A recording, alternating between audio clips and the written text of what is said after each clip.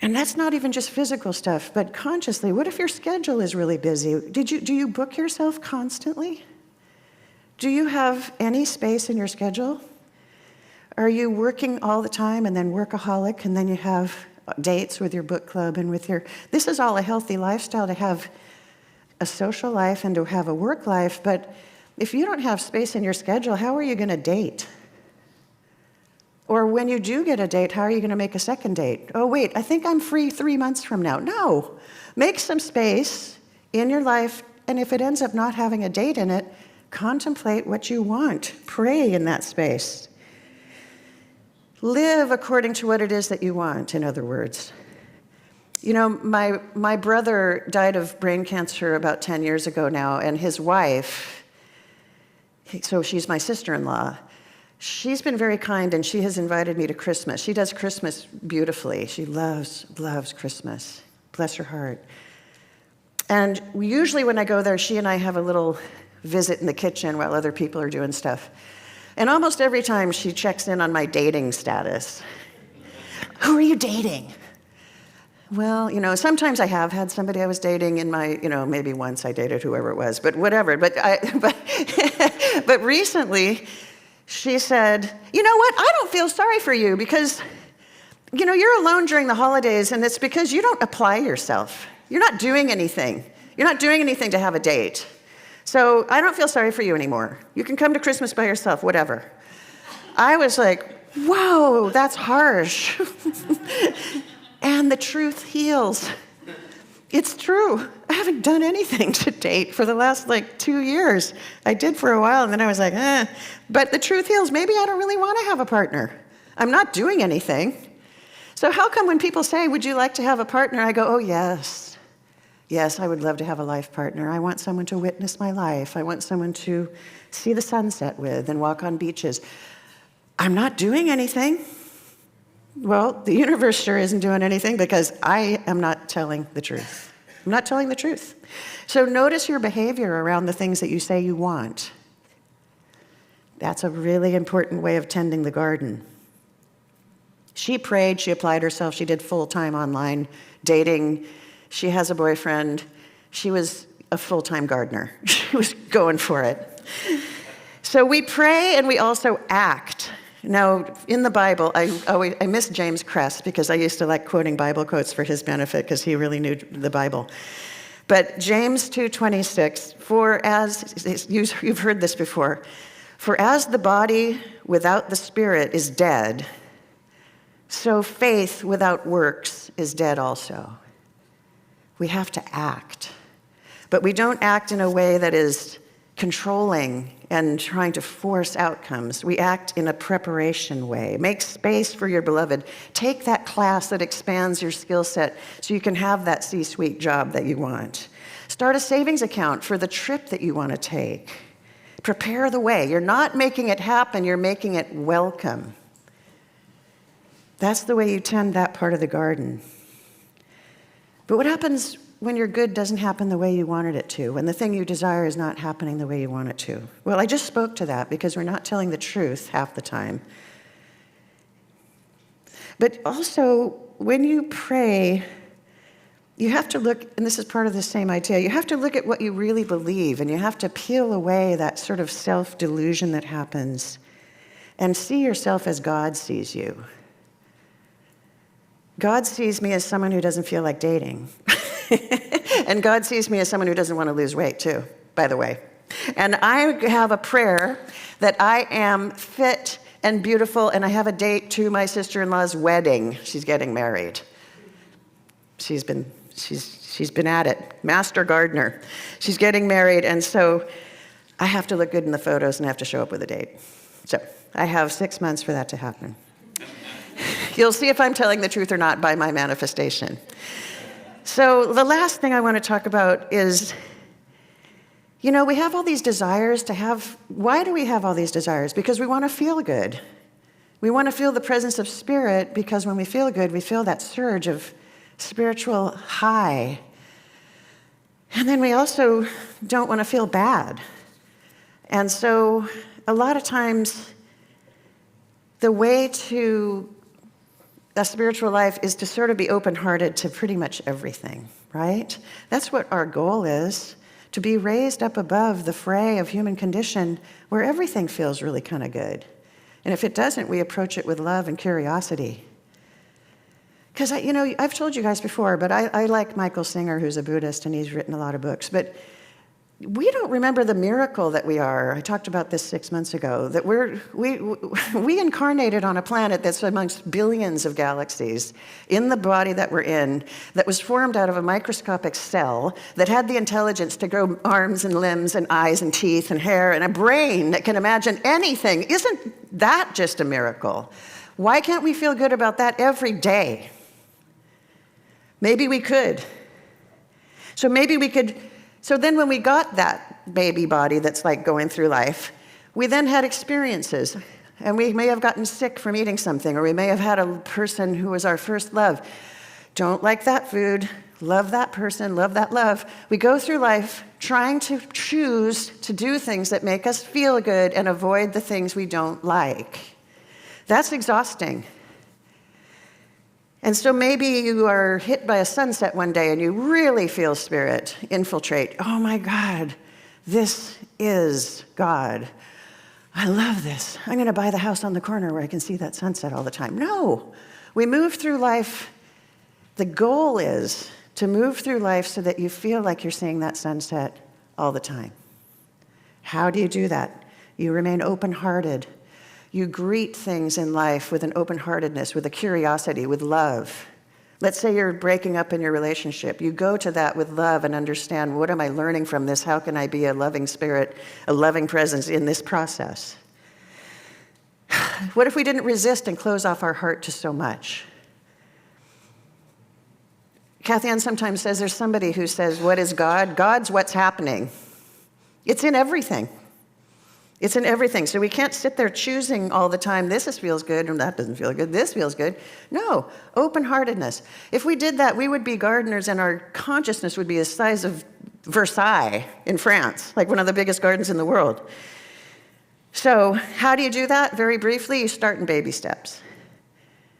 You can't suddenly love that there's war. You can't suddenly love that people are starving or approach that with love. That's a big leap. Start with the weather. What if it rains on your wedding day? Do you say, oh, it was so much fun. People gathered under this tarp and we all got really muddy and it was super memorable and it was really funny. We laughed so hard. Or do you go, it ruined the best day of my life? Which one? Which one feels better? Once you graduate out of the weather, you can start with traffic. I love that person cut me off. I wonder what, you approach it with curiosity and love. They must be going to have a baby delivered. There must be something that they did. We can practice that a lot right now because we have the bridge canal closed, right? It takes an hour to get from Yesler Way to Mercer. So you turn on podcasts, listen to the soundtrack of your life. But then you can move on after you've graduated past traffic and move on to how do you approach somebody who annoys you to death? Curiosity. Eventually you're greeting people that you don't really favor with open-hearted curiosity and love. It works. It really works. And then you'll be walking through like Mary Poppins, that scene where they're walking through and everything goes technicolor and blooming and blossoming. It's probably too old of a movie for a lot of you, but you'll be guided by spirit. You will have the faith that can move mountains, but you're not going to want to move mountains because everything's good. Everything's good. And I'll end with this quote. True strength, it's by Richard Rohr. True strength is not found in resisting suffering, but in transforming it into love. Let's pray. And I know for each and every one of us that we are the green thumbs of the master gardener sect of consciousness, of light and of love. That we put our word out into the universe knowing that it is trusted, it is true, and spirit acts on it. Knowing that we can be the person that has and deserves the thing that we want. We are not what happened to us. We are what we say we are when we believe we are that. And when we raise our consciousness to harmony, to peace, to love, it affects the rest of the planet. Consciousness is that invisible force that has an effect on everyone we associate and beyond. Buddhist priests and monks sit up in caves meditating, knowing that their high consciousness affects the world, our high consciousness affects the world, your high consciousness affects everyone. The seeds that you plant in the soil that you've prepared affect the goodness for everyone. God doesn't play favorites. There's good for everyone all the way around. And we let the love wash over us every moment, knowing that spirit never fails when we are awakened to its presence. Be awake, tend your garden, do your spiritual practice, live in love, and be happy. And so it is.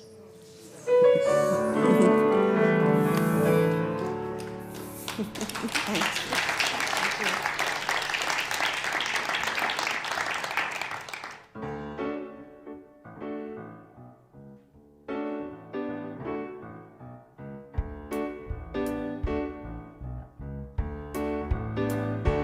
Growing love, we're forever growing love.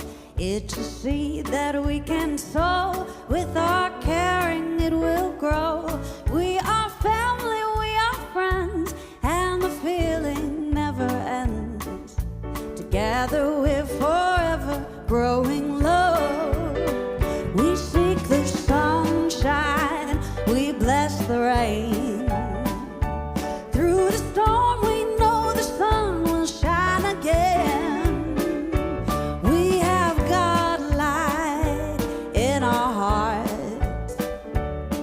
We're growing up, illumined from the sky. Growing love, we're forever growing love. It's a seed that we can sow. With our caring, it will grow. We are family, we are friends, and the feeling never ends. Together we're forever growing love. We imagine a world at peace, and we know someday our dreams will be released. All we ask is that people care. We sing this song for people everywhere.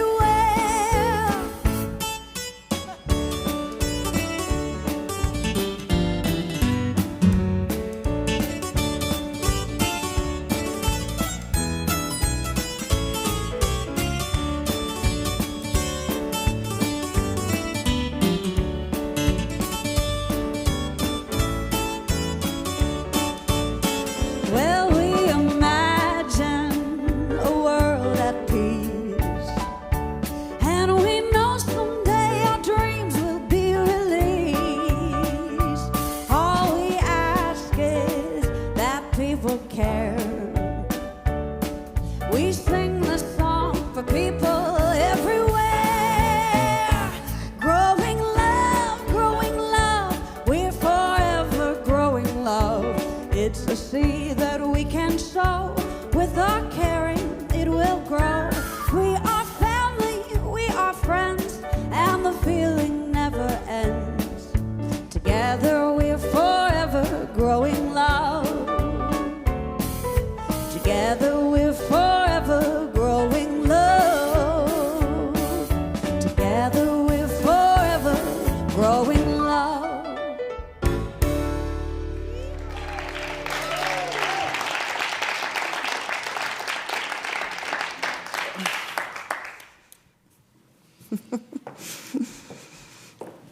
Thank you, Savannah. Savannah's just been incredible.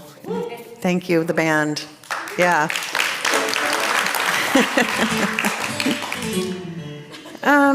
Now, in the order of service, I have some announcements, and then we have the offering, right, Cynthia? Right on, since I do this so often. Okay, So, but in a little while, I'm going to be asking you to think about what this service might have given you. And so we will put some information about how to give on the screen. You can do Venmo, you can do PayPal, you can write a check, you can call the office and give them your credit card number. There's all sorts of ways. And so we would love it if you would support this place by supporting it with your treasures, because it takes that much for it to go. We've been going for 105 years. So that takes people like you. The first thing is Beyond Limits. That's the first announcement. Beyond Limits is a class that I teach that started this past Tuesday, but if you haven't joined yet, you still could, because you only have to miss, you can miss only a 1 or 2, but still pass. But it's a fantastic class for understanding the laws of the universe, for understanding the principles that we speak about. It's the basic foundational class for this teaching, and you'll get so much more out of all the talks when you attend if you take that class, and you'll have fun, because I always insist on having fun when we have the class. And you'll meet people. You'll meet people in your community in the class. It's on Zoom. It's on Tuesdays at 6:30. And you can register at the desk back there, and online you can register on the event calendar. There'll be a link for you. Please register this week and join us. We would love to have you. We also have a workshop. This is why my week was so busy. My goodness, that class started. This workshop is happening right after this. It's called Awakening to Possibility, an Expressive Arts Workshop. This is a method of meditation using art supplies or journals. It's facilitated by me and a teaching artist named Natasha Terry, who creates a wonderful container for you to discover what matters to you. It's an uncovering of what's lying underneath about what you're passionate about, and then we have community discussion about it. It's a beautiful, beautiful session. It's 2 hours. It's from 1:15 to 3, or it says 1:30, but okay, maybe it's 1:30. Please consider this as one tool that you can put in your toolbox of how to meditate.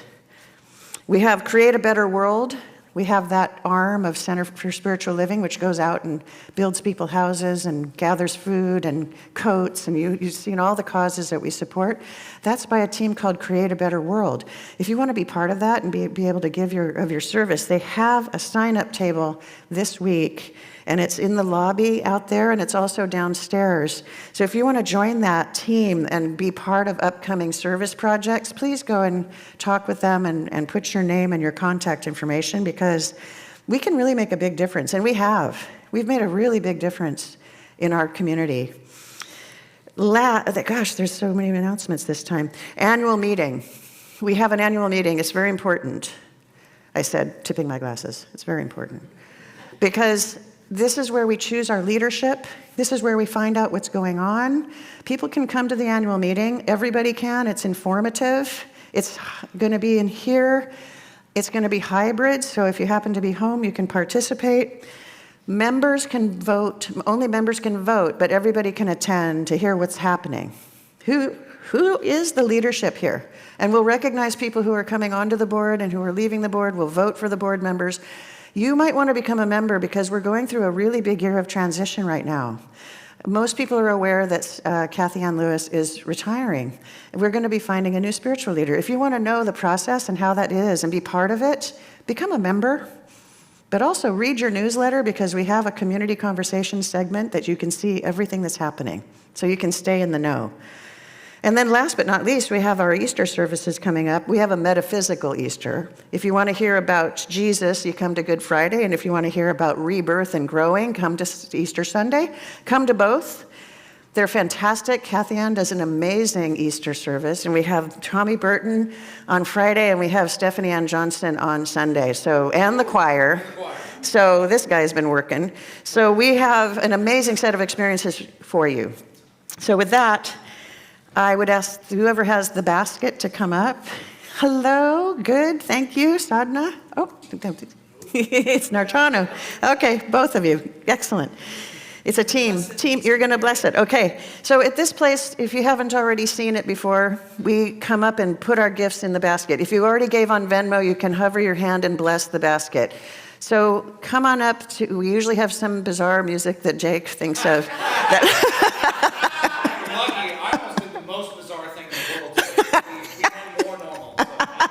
More normal, why? Okay. Don't say that. I'll do it. Hey, it's first service. So we come up and we bless, and then we go sit back down. And just right now, if you if you have your gift in mind, if you have your gift in your cell phone, if you have your gift in your hand, knowing that your kindness and your generosity is brought right back to you tenfold. That it is the law of attraction. What's in your consciousness comes to you. What circulates is the law of circulation. You give and you get. And it's not the only motivation, but it certainly helps Center for Spiritual Living live for the last 105 years, 35 of which you've had Center for Dr. Kathy Ann Lewis. So help us to keep moving forward for the next 100 years with your gift. And I say, giving is receiving, and we appreciate it, and I give thanks, and so it is. Come on up to whatever is going to happen.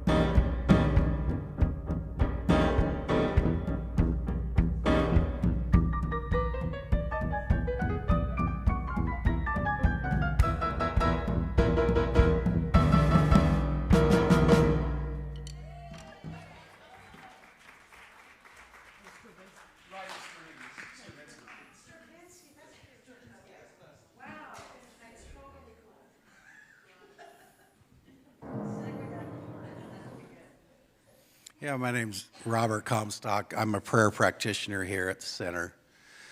I'm always willing to pray for you, whether I have this stole on or not. As the rest of these practitioners, please take advantage of this offering that we have. We have it online after the service. We have a prayer circle over here. We have cards in the back of the seats. And it's a service to us. It's a service to yourself. So please take advantage of this offering of prayer, no matter where you're at in life, good, bad, whatever you want to call it. It's an opportunity to pause and have somebody be in presence with you. And I invite you to take advantage of that offering. And now let's take a pause. Let's go within. Close your eyes if you're comfortable with that. And just breathe into your center. This center that I call my heart. It's that place of love, of light, of creation. It's in every one of us. It is the Creator itself longing to be known as its creation. And I am one with that, and each one of us is one with that. We can stop at any time and pause and reflect on this center. This is the garden of the soul. This is where all seeds are known for what they are, as the oak tree, as love, as connection, as peace. So I want to give great gratitude and thanksgiving for the teachings and the truth that have been spoken here today. For it is the truth that is in each one of us. It's just the willingness to pause, to reflect, and ask for help when needed.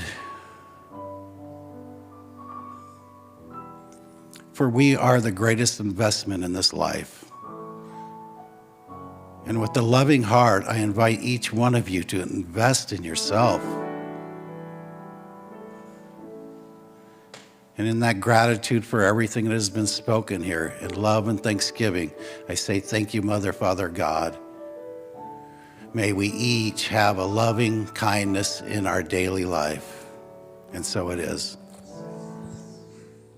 All right, everybody, it's time for the closing sing-along. Please rise as you are able. Please get up on stage and dance as you are able. And we're going to take it all the way back to the old school. We're going to sing the chorus to We Let It Be. Whoa! It's been like 2 years. Let's do it. I don't even know how to start this anymore, so I'm just going to count it off, and we're all going to sing it. 1, 2, 3. We let the love wash over.